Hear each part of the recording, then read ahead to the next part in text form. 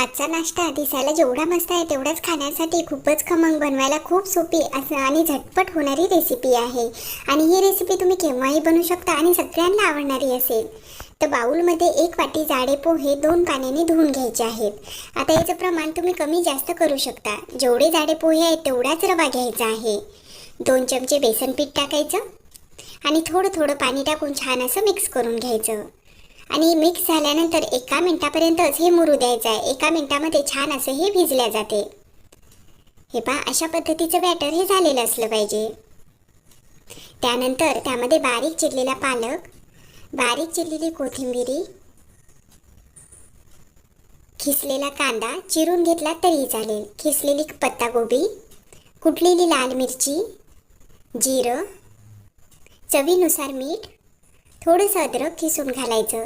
जर घरात अजून काही भाज्या असतील त्याही घातल्या तरी चालेल.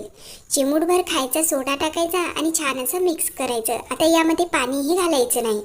मिक्स झाल्यानंतर त्याचे हवे त्या आकाराचे वडे हे बनवून घ्यायचे.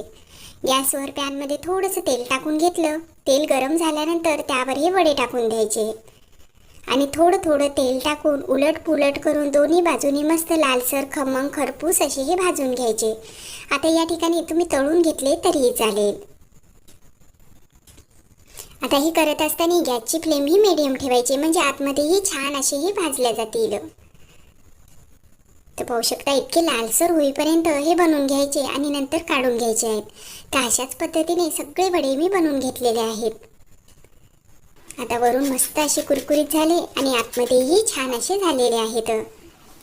बनवायला तर खूप सोपी अशी ही रेसिपी आहे आणि झटपट होणारी रेसिपी आहे. तुम्ही केव्हाही बनवू शकता आणि खाण्यासाठी तेवढीच खमंग मस्त. एकदा जर खाल्ली तर आठवड्यातून 2-3 वेळेस तुम्ही सहज ही रेसिपी बनवसाल. कशी वाटली कमेंट्स करा.